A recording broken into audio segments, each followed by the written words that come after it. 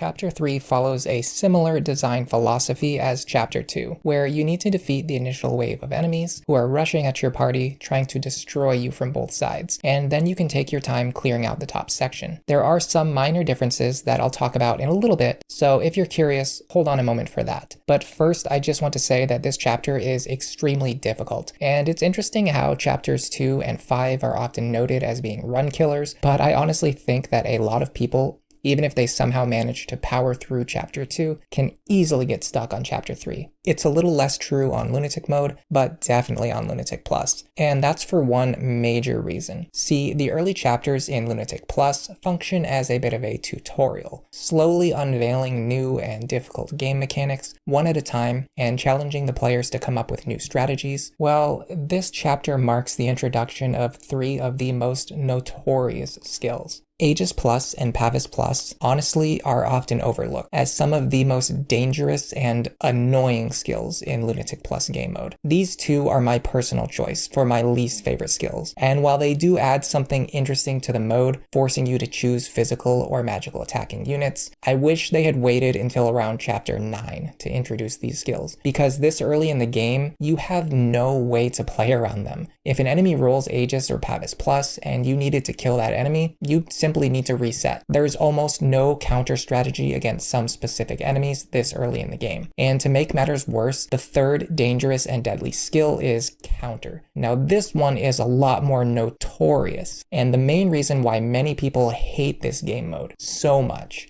Well, the thing is, there are actually a lot of ways to play around counter, and I personally don't think it's as bad as people imagine. We're going to discuss those methods very soon too, but when an enemy rolls Aegis or Pavis Plus, it actually makes counter significantly more dangerous and even more difficult to play around in many cases. So yeah, this chapter throws a lot at you all at once. If they only added counter to the pool in this chapter, I think it would have been much better as a tutorial for players, less frustrating, and honestly, in my opinion, a top tier map. But anyway, let's get right into turn 1. First of all, you're going to want to start by having Chrom run over, recruit Kellam, pair up with Kellam, have Kellam move over to Frederick, and give him the javelin. Make sure you use a starting configuration that allows you to do the following after you trade. First, pass Chrom over to another character, like for example Robin, then have Kellam pair up with Frederick. This way, there are no wasted actions. Now, people sometimes discuss the idea of leaving Kellam as a green unit because the enemies in this chapter will ignore him, but I can say pretty confidently this is usually not a good idea, at least not with the strategies that I typically use. For one thing, you absolutely are going to need as many player phase actions as you can possibly manage on your next turn. Recruiting Kellam now, when you have a bunch of free actions, gives you 1 additional attacker on the next turn. Kellam himself is surprisingly accurate and hits hard, and he gives very strong para bonuses to other characters. On that note, the other reason to recruit Kellam is to utilize his strong para bonus immediately. With the Kellam pair up, Frederick has much better odds of surviving the waves of enemies to the left. And you really need Frederick, or at least want him, to fight and injure as many enemies as possible, as many as he possibly can on this first enemy phase. Chapter 3 is somewhat beautifully designed. Now, this is one of the major differences between Chapter 2 and Chapter 3. Because you have waves of enemies flanking you from 2 sides, the game forces you to develop a micro strategy, where you choose one side and eliminate the enemies on that side as quickly as possible, and then you must immediately be ready to turn around and face the incoming wave from the other side. And the better you do at dealing with the first wave, the more time you'll have to prepare and reposition for the second wave. And I honestly love that as a concept. It is a great test of the player's highest level of tactical skills. And another really cool thing, it actually makes it so that the first 5 or 6 turns of the map are all extremely tense, important, and require you to just fire on all cylinders as a tactician without making any mistakes. This is very contrary to many of the chapters where only the first 1 or 2 turns are so decisive, and then the rest of the map is more safe. With this one, you really must play on your best game, answering situations with dynamic and ever-changing obstacles and difficulty for at least 4 turns minimum, often requiring turn 5 or 6 before you start to feel safe, or until you're forced into the edge of the map and you have to push back and throw all of your weight into clearing the enemies before they overrun you with one final final push. Now, there are a few alternate strategies for the turn 1 opener. I can't possibly discuss all of them, but I will discuss a few key points. First, if the spear soldier on the left has counter, you are almost required to soft reset the game, unless you can set up a situation where Frederick is guaranteed to one-shot him on enemy phase, but that's extremely difficult to do. Secondly, if Frederick is capable of surviving against the spear soldier, knight, and both archers, you should have him fight all 4 enemies. This is very reliable on Lunatic with the Kellam pair-up. However, on Lunatic Plus, depending on which enemies have counter, which ones have Luna Plus, you may need to do some math to figure out if Frederick is guaranteed to survive, if he can survive with good luck, or if he's guaranteed to die. Obviously, if he's guaranteed to die, you need to pick the position out of range of the knight so that Frederick can fight the other 3 enemies safely. Now, here's where things become very subjective. I have used both of the methods I'm about to describe, and I think they both have pros and cons.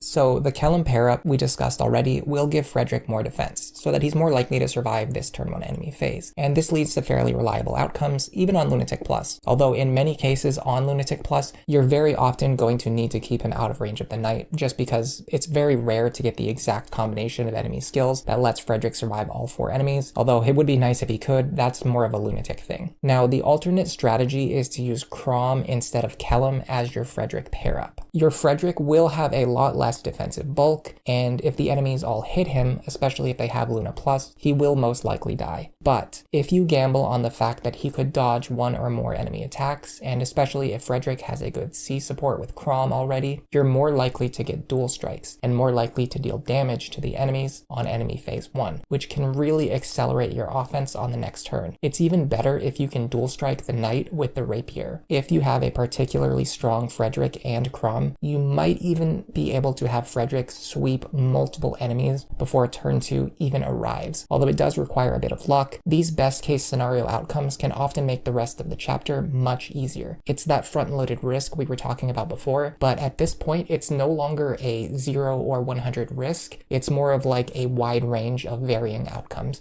and you have to decide which gambles you're willing to take. Frederick and Kellam aren't going to dual strike very often, and even when they do, they will still leave enemies alive on low health, which is going to require actions to clear them out on the next turn. But the biggest flaw with the Chrom Frederick strategy is, of course, the fact that Frederick is fairly likely to die with this method, and it'll require a few resets to get off the ground. Especially so if the enemies have Hawkeye or Hawkeye with Luna Plus. If Frederick can't dodge these hard-hitting attacks, it makes the Chrom strategy just impossible. In some cases, what I'll do is swap back and forth between the two strategies, depending on what the enemy skill composition looks like on this particular reset, rather than getting tunnel vision and committing to always using one strategy over and over again. Remember, Lunatic Plus is like a semi-randomizer mode. You need to be ready and willing to adapt depending on what you see. Okay, I've talked a lot about just the first action that you're going to perform, but it's arguably the most important single action aside from, well, actually, honestly, the space where Frederick stands every turn is typically the most important decision you're going to make. But before that, let's talk about player phase. So first of all, aside from Frederick, at the end of player phase 1, what you should be doing is moving all of your infantry melee units to the edge of enemy range so they can rush forward and assist on the following turn. Your cavaliers, flyers, and ranged attackers should be just behind them, because remember, their extra movement and range will allow them to reach and attack the enemies even if they start from further away. One of the benefits of having Frederick closer to the rest of your army is that they will be closer to the enemies on the next turn. However, the downside is that he probably won't deal any chip damage to the knight. But if he couldn't survive that combat anyway, then you can actually turn this to your advantage. Now, during enemy phase 1, Frederick is going to hopefully sweep or at least badly injure as many enemies as possible. By the way, if just one enemy out of this group has pass and the others do not, you can actually use pass to your advantage, because Frederick will body block 2 enemies, and then you can put someone like Vaike, Robin, or sometimes even Virion or Chrom behind Frederick a few tiles, and it will cause just one enemy to run past Frederick and fight the weaker character. It doesn't have much application in this chapter. It can be useful in helping keep Frederick alive, but in many cases you want Frederick to fight everything and hit every enemy as hard as possible, rather than drawing one enemy away and chipping them for less damage with a weaker character. However, this is a valuable tool to have in your kit as a tactician, so keep this in mind for this chapter and all future chapters, because it can come up anytime enemies have pass. Now we get into the turn 2 player phase puzzle, and this one is pretty fun. You see, this chapter is trying to teach and train the player in one very important skill, utilizing as many player phase actions as you possibly can as efficiently as possible in order to clear all of the enemies in front of you without giving them a chance to respond on enemy phase. You're doing yourself a huge disservice if you just low man here and let one unit fight all of these enemies. I really think it's more fun, more satisfying to actually try to engage with the game the way it's asking you to play. This can be extremely tricky to do, especially on Lunatic Plus when the enemies could have Aegis, Pavis, and counter, and you might get some randomized configurations of these enemy skills that could feel impossible to clear out, or might even be impossible to clear out. However, the more times you run this map, the more consistent you will get at clearing these enemies. This is another one of those things where I want to praise Lunatic Plus for not just being an RNG festival. Realistically speaking, the more skilled player will clear this map more reliably and more safely. It's just a fact. Anyway, here are some specific tricks that will help you level up your own game at player phase clearing. Let's talk about the Knight. Whether he has counter or not rarely actually matters. It only stops Frederick from fighting him on enemy phase. What I like to do is either have Muriel or Robin pair up and attack him, fishing for dual strikes, or have Robin attack him with a Chrom pair up with the rapier equipped, of course. Chrom works especially well if you've gotten your C support, since your dual strike chance will be high. It can be useful to think ahead at least one move or even more. Make sure to put this pair into a spot where they have a good attack angle against one of the other enemy targets. You see, you can have another character now run over, grab Chrom from Robin, and then attack the enemy with the benefit of the Chrom pair up and fish for another dual strike. You can essentially pass Chrom down the line one attack at a time, doing this over and over again, and even at some point in the chain, swap Chrom into the lead and secure a kill. If Frederick doesn't need any healing, you can also at some point have Lisa grab somebody, rotate them into the lead, and get a free attack by converting Lisa's action into somebody else, sort of like an early game dancer in a weird indirect way. Now, in the ideal scenario, you want to be able to clear all of these enemies on the left without using Frederick or his para partner. It can be very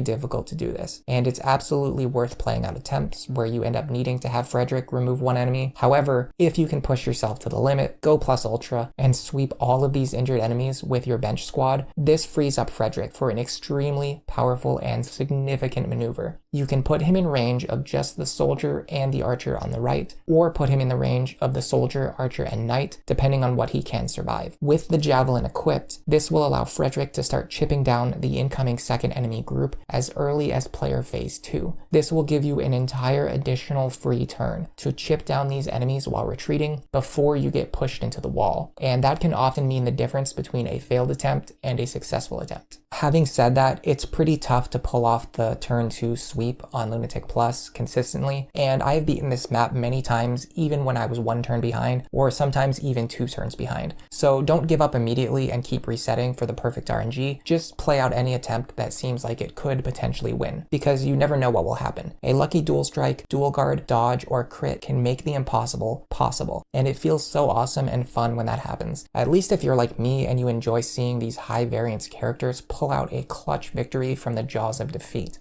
If you have ambitions of training Sumia, you should try to let her get 1 or more kills during this rush. However, it can be pretty difficult or even impossible, depending on the enemy skills and your luck in combat, so don't stress too much about it. This is a great map for training in general, but Sumia doesn't even have the best combat on this map, so she can be tricky. When you have less pressure, you can set up situations to allow her to counter enemy mercenaries on enemy phase with the right pair up, so that can be the most effective way to train her. Soldiers might work as well. It all depends on enemy skills and which pair-up partners you have available for her. It can also help to start building the Sumia Frederick C support now. Even if you aren't going to marry these two eventually, they will continue to fight together in the upcoming chapters, and the C support will make Frederick's combat more significantly reliable and just better. I'm not going to stop harping on this point as long as I keep making these videos. Frederick is going to fight dozens of combats. Being able to increase his odds by 5, 10, or even 20% in every combat will pay off over time. It's crazy to me that some people still don't realize or even actively deny the importance of building supports. For the incoming wave on the right, their overlapping attack ranges can be fairly problematic, especially if the wrong ones happen to have counter. You can try to slowly back up, chipping down their health each turn. Eventually, you'll have no more room to retreat, you'll be in the same position that looks very similar to player phase 2, where you have to clear all of the surviving enemies with all of your available player phase actions, and if you fail to do that, the last enemy who is left alive will most likely run up and kill Lisa, forcing a game over. Remember that before this happens, to unpair as many of your units as possible, so that you have as many actions available on the final turn. If the last enemy doesn't have pass or counter, I have sometimes set up situations where I'm able to body block them, and you can safely leave just one enemy alive if you don't have enough actions. But it's pretty tricky to do this with the right positioning and the right enemy skills. It doesn't come up super often. I think in all of the times I've ever cleared this map, I only won using that technique maybe 2 or 3 times. But it could still be nice to know how to do that, or just to be aware that it's possible. It's easier to do on Lunatic rather than Lunatic Plus though, so I think it's worth mentioning. I get plenty of comments from people who are playing Lunatic but are still getting inspiration and information from my guides, so I want to cater to those viewers as well. Now there are 2 alternate moves you can make with Frederick in order to slightly change the flow of this last group of enemies. Similar to the turn 1 decision between using Chrom or using Kellam as your pair-up, I think all 3 strategies have merit. They each have pros and cons, and you must decide based on what the enemy group looks like. Okay, so first of all, we can use the retreat and chip damage with the javelin strategy I just described above. If you're going to back up, this corner tile works really well. It can even allow Lisa to stand behind him and heal him, depending on your exact positioning and which enemies are still alive. Don't be afraid to switch Kellam for Chrom if it will allow Frederick to potentially kill the incoming enemies while surviving. This even saves on javelin charges. Using Lisa saves on vulneraries. Try to be thrifty, try to be economical, because you're not going to have a lot of money in the early game. Secondly, there's an alternate strategy, a Frederick bait strategy similar to what we used in chapter 2. You can have Frederick either unequip his weapons or just leave them equipped. Then, instead of backing up, you push forward as far as possible to the right with the Kellam pair-up. This draws the enemy group away from the rest of your other units and causes them to surround Frederick if he's the only valid target. Then your other units can pull them away and secure safe, easy kills. This doesn't work as well here as it did in chapter 2. You just don't have forts to rely on for boosted evasion, boosted defense, free healing, and by now you've likely used up most or all of your elixir charges. Frederick surviving on his own for several turns against these enemies with super-powered attacks isn't that likely, but it can sometimes work, especially on Lunatic, so be willing to try it. Or at least don't forget that you can do this. Lastly, I discovered this strategy actually just this month while I was working on this video, and it's a bit of a hybrid between type 1 and type 2.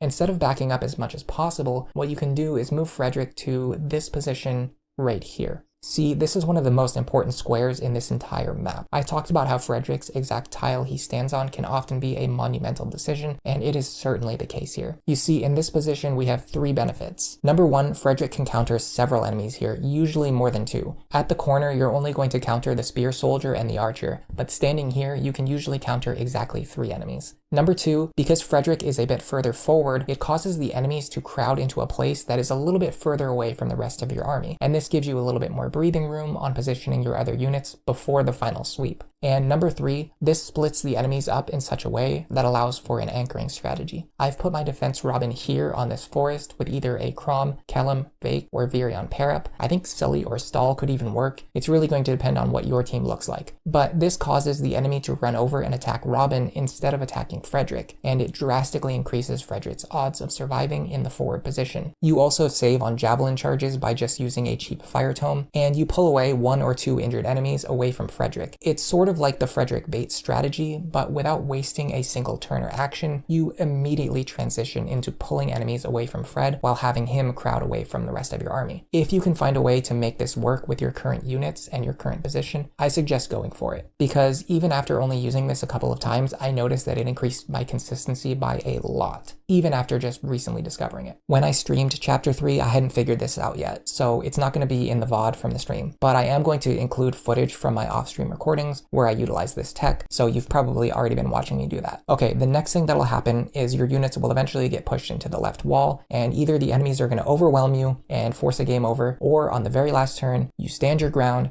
you rush them back, and you kill all of the enemies before they can kill you. Great. Now, I'm going to explain the general idea of how to open up against the final group, but I also want to warn you, there is a very tedious but extremely effective strategy that will make the top half nearly free. It just depends on your willingness to dedicate a little bit more time in real life and more turns spent on the map in order to guarantee a victory instead of taking risks. Also, don't be afraid to stop, heal up your units, and make sure you get the door key into the correct hands. This is also a good time to mention something. After you trade items, you will automatically re-equip your weapons, so keep that in mind. If the knight on the other side of the door has counter and you're planning to fight him with no weapons equipped, make sure you unequip your weapon after trading yourself the door key. In my case, I like to always prep and get the door key into the right hands before I ever go close to the door. Now, regarding the knight, first of all, this is one of the few cases in the entire game where I will say that pass is the absolute worst skill that you do not want these guys to have. It basically ruins the entire strategy for dealing with them safely and training experience onto any unit that you want. Well, the general strategy looks like this.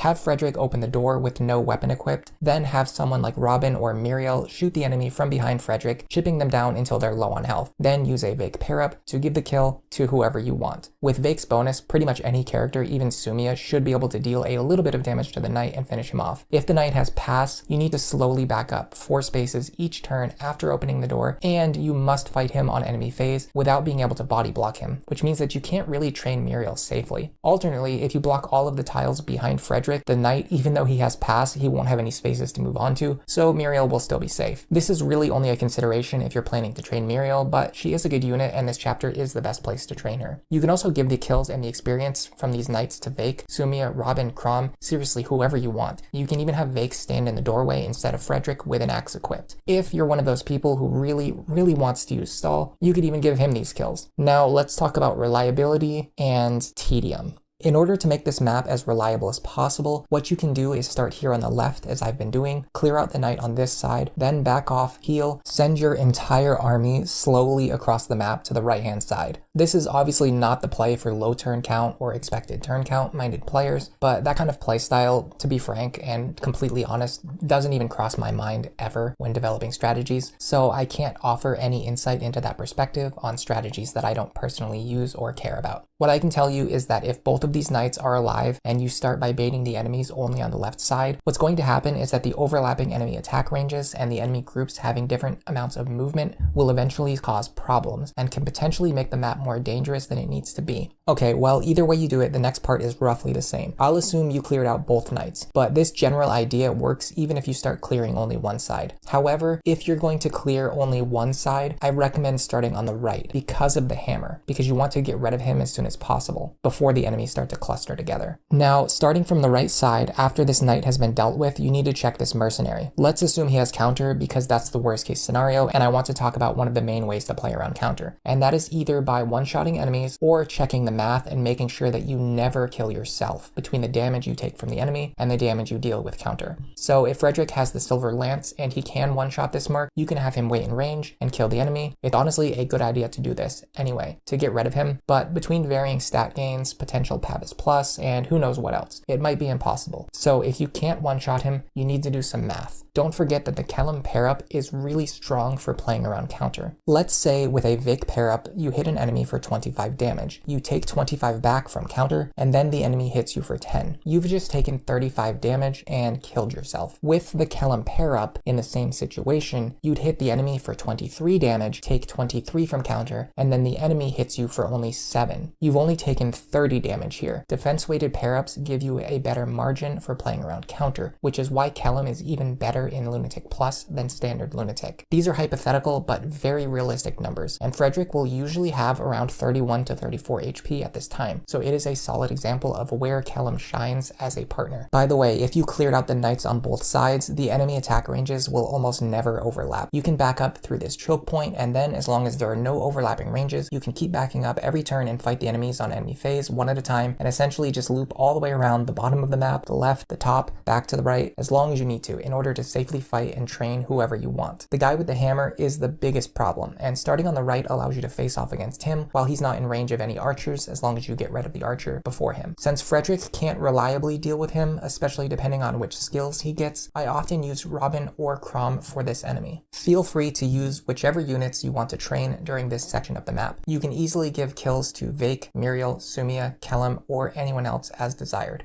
On that note, let's talk about the new units while I run around in circles. Kellam is fantastic for all of the reasons discussed so far in this video and more. Not only are his pair-up bonuses extremely strong and honestly meta-enabling, like to the point where some things would just be impossible if you didn't have Kellam and his insane +5 defense pair-up. But on top of all of that, he's actually a respectably strong lead unit as well. Lances are pretty accurate, balanced weapons. He often has relatively consistent hit rates while also hitting very hard. Kellam is a solid answer to the sword users who can be extremely deadly in Lunatic Plus because of their A rank sword bonuses. Mercenaries and Myrmidons are some of the most annoying enemies to deal with, especially if you have a Vaike main. Kellam has the solid tools to remove those enemies so that Vaike can focus on fighting the enemies that you want him to fight. He has great synergy with Sully, with Stall, depending on whichever cavalier you prefer to use, as opposed to Vaike, Frederick, and Lonku and Chrom, who only work with Sully and don't work with Stall. Kellam can work with either. There's also a little bit of a meme that you can do with this guy, but it actually is like a strong meme. I want to discuss it because it outlines some meta strategies that I think are valid, even if the Kellam meme build is probably not worth using in a lot of cases. So Kellam is interesting because he actually has Priest in his class line. I've talked before about how staff users are fantastic in this game. Now let's assume you get into a situation where you don't need Kellam as a combat unit or a para partner. It can actually be a legitimate strategy to send him into Priest. And I know this sounds crazy, but bear with me. First of all, he can train back up to level 10 using only staffs, which means he doesn't need to take any risky combats to get all the way back up. Secondly, he's notably more bulky than Lisa or Maribel, so even if he does get attacked, the guy might even survive. Now, why would you do this? Well, at level 1, he will immediately get access to Miracle, and you might think that Miracle is a bit of a meme skill, and I can see that argument, especially on Lunatic. We've talked before about how some tools actually become better on Lunatic Plus because the high power level of the enemies forces you to rely on strategies that just aren't needed in Lunatic. So why would I need a skill that gives me a small chance to survive when I could just make a unit who is so strong that they always survive? And of course, the answer to that question comes back to what we've been discussing again in these last few videos. It's not always easy, and it's sometimes not always possible to make 100% consistent strategies in Lunatic Plus. Miracle is just another panic button skill. It's another layer of RNG that can bail you out. If you get into a situation one turn where you have a forced game over without Miracle, you might instead, in that same situation, with Miracle, have a 20% or 30% chance to not get a game over. And that's important. That's significant. You have to think about these proc skills in the right context. I'm not saying to plan a strategy where you rely on Miracle as a guaranteed thing that's going to happen, but Kellam has 5 skill slots. Giving him one skill that is essentially a 30% chance to turn a game over into a successful attempt, in my opinion, is at least worth considering because it could save you an hour of time. I'm not saying it's the best option and that you should always run this build, but it's at least worth discussing. If you're going to bench Kellam at some point anyway, what you could do is build Kellam and Sully up to their S support and then have Kellam switch over to Priest. He gets Miracle at level 1 or switch to a Thief to get Lock Touch at level 1, and then he can immediately pass that skill down to his daughter. Now she gets a skill for free that would normally require her to spend an annoying 10 levels in a base class just to get a level 1 skill. Remember, the skills here don't work like in Fates. If you want a level 1 skill, you need to go back to the start and level all the way through a base class line, which can be super inconvenient and actually makes it quite difficult to get good lock touch units in your roster. Lastly, if you are going to use him for the rest of the game, after Kellam reached level 10 in Priest, he could go right into War Cleric, which is a phenomenal, underrated class. It has deceptively good combat bases, stat caps, and pair-up bonuses. It uses axes, which are most likely the best weapon type in the game. It's also bulky and tanky, more than you might imagine, and it has one other key feature, not in what it possesses, but actually in what it lacks. You see, War Cleric is one of the few tanking classes in the game that does not have a weakness against any effective weapons. If you run Kellam as a War Cleric, and this is worth doing, even if you don't run through the Priest line for Miracle, essentially you have a version of your tank who is going to be slightly faster, only a little less bulky, but he cannot be affected by armor slayers, hammers, beast killers. Nothing hits this guy. He can soak all types of incoming attacks, and as a War Cleric, his resistance is also going to be better, and he gets renewal to heal himself every turn as long as he can survive enemy phase. Many people do understand that Libra is a great unit, and a part of that is because he joins in a promoted class with solid bases, and you get him for very low investment. I think many people do not yet understand understand that part of what makes Libris so great is the War Cleric and all of its benefits. And you can have Kellam, one of the best tanks in the game, move directly into this class line from a level 10 Priest, level 10 General or Great Knight, or a level 15 General or Great Knight, depending on what other skills you wanted to grab along the way. The fact that Kellam can also serve as an extra staff user, and trust me, later on, we're going to want as many staff users as possible. I tend to run 4 on my team, and they are the main reason I wish I have even more party slots. Anyway, I got sidetracked there. All of these advantages are only offset by one weakness. At some point in time, you're going to be stuck with a version of Kellam who can only use E rank in axes, and you must train his axe rank back up. In the meantime, you might have a glass axe to help secure kills, you can forge a bronze axe to help with consistency, or just let his base stats do the talking, and use an unforged bronze axe for a little bit. The good thing about tanks is that they fight a lot anyway, so they level up their weapon ranks pretty quickly, and once he gets access to D rank, he'll be able to use hand axes, which is one of the most important benchmarks. He can use forged iron weapons, and those are great for the cost.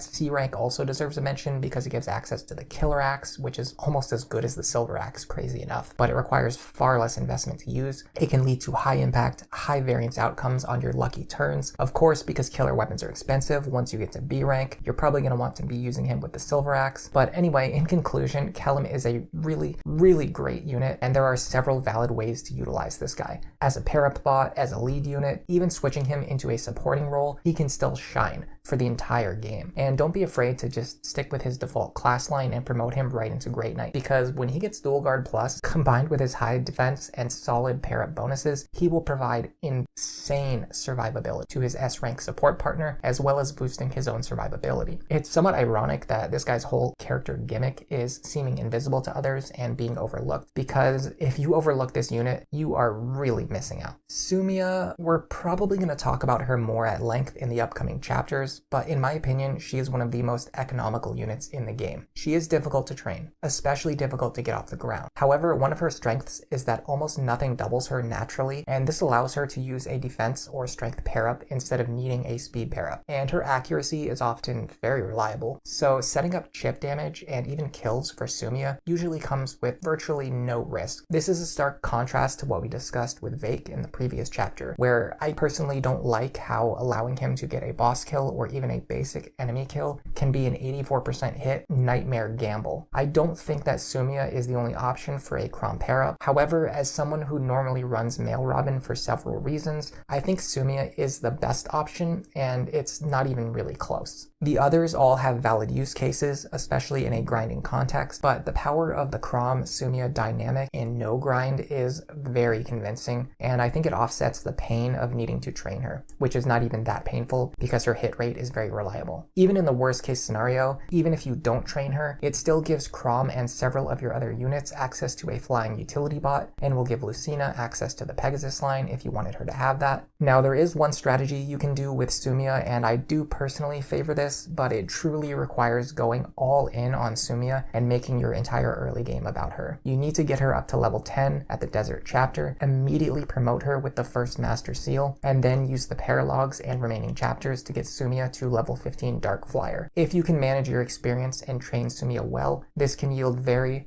cost-effective results. I have done it before on several runs, so I know for a fact there is enough experience available. And I'm currently doing it on my streamed Lunatic Plus playthrough, so there will be video evidence that what I'm saying is true. Essentially, the idea is that if Sumia can get to level 15 Dark Flyer soon enough, and she gets Galeforce, she can pass this down to Lucina. The end result is that you get 2 Galeforce units for the price of 1, and even better, not only is Lucina one of the best options as a Galeforce attacker, but Lucina really does not want to waste time in the crappy Dark Flyer class, so you take the pain of putting the weak Sumia through a bad class line, but then you pass down one of the most deadly and surgical skills onto a unit who can immediately start making great use of it in a better class line. I have seen some people make the argument that Galeforce is an overrated skill and that it's not really needed. I don't know about that. Maybe it is overrated, but we're talking about the difference between like S tier and S plus tier. It's still one of the best skills in the game by my estimation. The only argument against taking it is the opportunity cost of training for it through the Dark Flyer class line. But for that, there are 2 things to keep in mind. First, First of all, most people are arguing from a purely Lunatic-based standpoint. Very few players have much or any experience, and especially very little mastery in Lunatic Plus difficulty. Now, I can personally say Galeforce is one of the most powerful tools in Lunatic Plus, and the idea that you would just not need it or feel like you can clear maps with the same level of consistency without Galeforce, I completely disagree. It is your strongest zero-cost tool for playing around Counter, for playing around Luna Plus, Aegis, and Pavis as well. Basically the 4 most annoying skills and the single most annoying skill. Any enemy that you have ever seen that you didn't want to deal with, Galeforce is the solution to that enemy. Secondly, by offloading the opportunity cost from Lucina onto Sumia, not only do you completely remove the only downside of Galeforce for Lucina, which is the training time, but on top of that, you still have Sumia available for the rest of the game. So you now have 2 very strong and reliable Galeforce users instead of having 0. It's just a very cost-efficient way to ration out some early game experience that makes the back half of the game way more consistent, especially with team-based strategies. And if you're still not convinced, well, in Awakening, the child units are also assigned to their female parents. This means that in addition to Lucina, you also get Cynthia with Galeforce and Aether. That's 3 Galeforce units in your army for the price of training just 1. This is what I mean when I say that Sumia is the most economical unit. Now, if you don't want to use her, you don't have to. I'm never going to force anyone to do anything that they don't want to do. Even if I was somehow capable of doing that, I wouldn't want to. I think the diversity of different strategies and ideas is what makes this game so great, and what will ultimately lead to the level of play rising for everyone as a whole, as we all share ideas and come to more refined conclusions. However, this is the argument for why you should consider using her, and it describes one way to maximize the value that you will get out of training her. In general, the more you train Sumia, the better Lucina will become. That's the core of the argument. You can even put her through Falcon Knight and pass down Lancefare using the same logic, which would improve Lucina's damage stack with lances when she goes into the Great Lord class. Falcon Knight is a better combat class, it plays more to Sumia's strengths, and it allows her to double up as an additional staff user. Having 1 extra staff user on your roster, you know I love that, especially if they can do a second role effectively on turns when they're not using stabs. Everything about her is just so economical, and she even gets rally speed. Like, come on. If you're not planning to hyper train Sumia, I think Falcon Knight is the class line to stick Sumia in, because it makes her stronger in the short term, and she won't effectively become a great Galeforce user if you don't hyper train her early on. And by the way, I haven't talked about Archer Chrom very much yet outside of the streams, but let me tease a future video by mentioning right now. I think Archer Chrom is one of the most unique and powerful lords in the series history. The advantages of having Chrom snipe enemies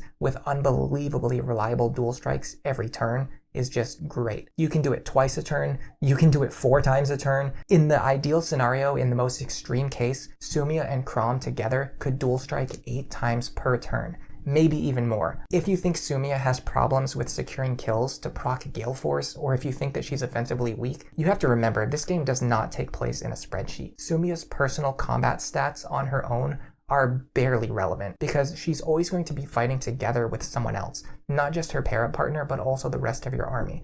And Archer Chrom is almost definitely her strongest pair-up option, for reasons we're going to discuss around Chapter 5 or Chapter 6. Finally, we can talk about the boss. On Lunatic mode, you can use this boss to give chip experience to a surprisingly wide range of characters. Because of how strong the Kellam pair-up is, it's usually possible to make even frail units like Muriel and Sumia survive around combat. If you want to go full Shadow Dragon H5 mode on this lady, personally I rarely, honestly never do this, but you can sit here and attack them over and over again until experience drain kicks in, or at least until Lisa's staff breaks, and generate a ton of free experience before you head into the next stretch of chapters. Whether you're boss abusing or not, don't be worried if you break your heal staff eventually here, and don't worry too much about using up some of your basic weapon charges either, because right after this chapter you will finally get access to the shops, as well as the wireless menu. Depending on how you want to play the game, this can potentially be significant. Just be careful you don't accidentally game over after spending 30 minutes training.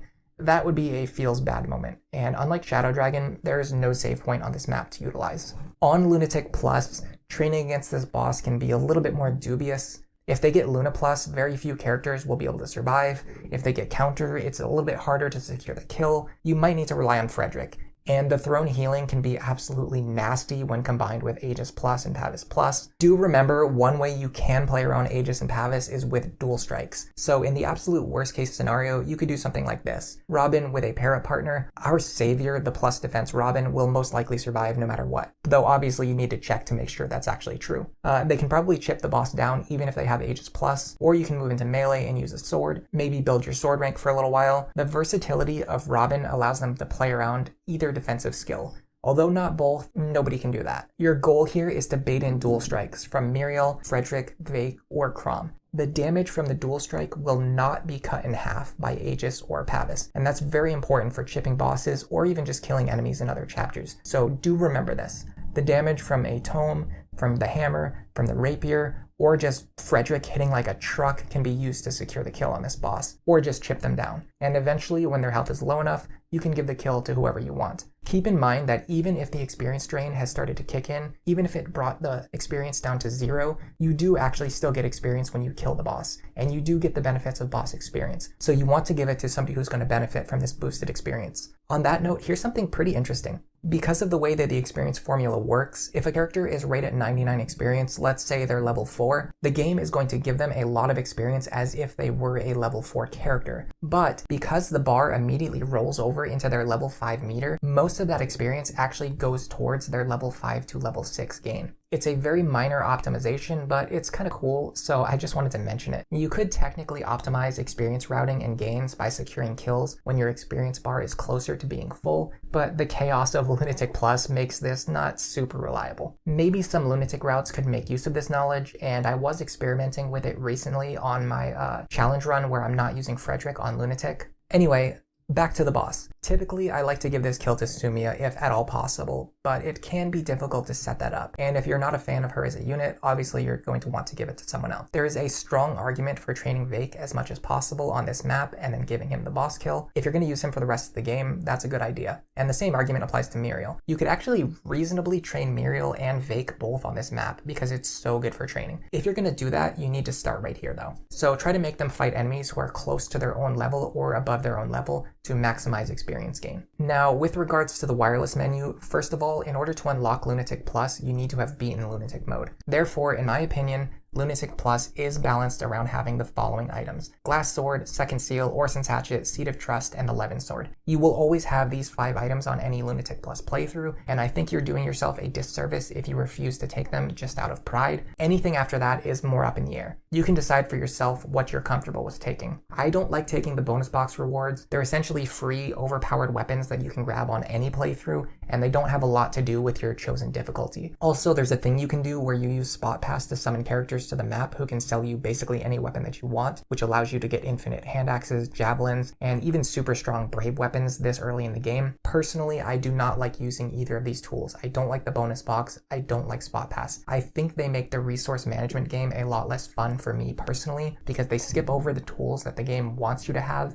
and was designed around and just let you pick whatever you want. However, you should feel free to play the game however you want, and use whatever methods are the most fun for you. Now, about these Renown items. The Orsin's Hatchet is very useful on Frederick in these early chapters, but I'm going to mention something else that you can do. You can give it to Vaike, and it makes him considerably stronger, more accurate, and more easy to train. And it essentially gives him a better hand axe before you get access to hand axes. So if you're training Vaike, this is a really strong option and a good consideration. The Levin Sword is super useful on Chapter 6, so try not to waste all of the charges before you need them. A lot of times, you can just ignore 2-range enemies and then kill them on the following turn. Anyway, the Levin Sword is interesting because if you get Robin to C rank in swords, they're certainly going to be the best user. There's no denying that. However, Robin is also very good even without it, so you might be better served by giving it to someone else who benefits more from the Levin Sword, rather than thinking about who deals the most damage with the Levin Sword. This is a concept known as diminishing returns. It applies in tabletop games, strategy games, RPGs. Like, sure, you can make the argument that Robin is the best user of the Levin Sword because they can hit for 44 damage,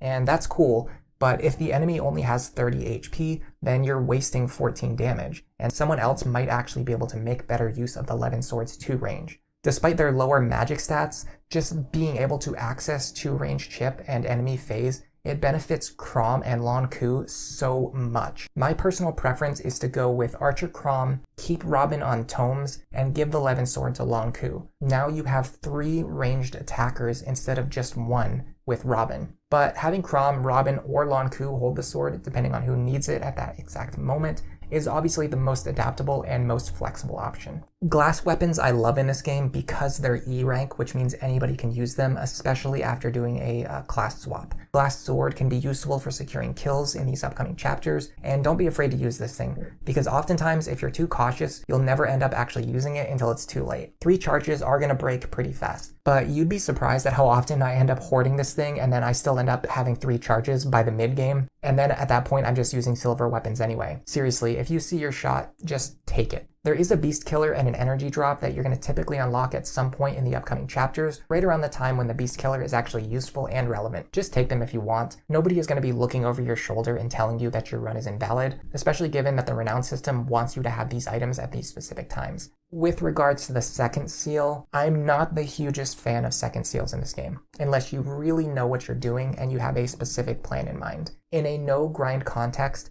they can often hurt you more than they help, and the experience penalty of the second seal is often more harmful than you might initially think. So if you mess up your run, it's even harder to make up that deficit in levels. Early second seal usage is pretty bad too, because it keeps a character stuck in a base class for longer. Promoting directly to a master class gives no experience penalty, whether you do it at level 10 or level 19 or level 20. Yeah, a 10-1 hero and a 19-1 hero gain experience at the same rate. And this is important to know. Master promotion immediately improves your combat, and early promotion gives you the fastest access to your most impactful skills. I think the most legitimate use case for an early second seal is when you know a character is not going to be in contention for one of the early master seals and not for a long time, but you want to get the most out of their base class gains by picking up some alternate skills. But honestly, there aren't that many great base class skills to begin with. Some of the good base classes can promote directly into good master class lines. Archer Chrom is one of my notable favorite uses of the first second seal. I pretty much always go with this unless I have to do something else. Robin is most likely the well-known example here. Sending them into Mercenary will let them promote directly into Hero. Dark Mage goes directly into Sorcerer. Pegasus goes directly into Dark Flyer. Just keep in mind that you have to think about your weapon ranks and access, because early on, Robin is one of your best 1-2 range characters, and if you swap them into a class where they no longer have 1-2 range combat, you could soft lock your run. However, their fast experience gain makes up for this and does allow you to kind of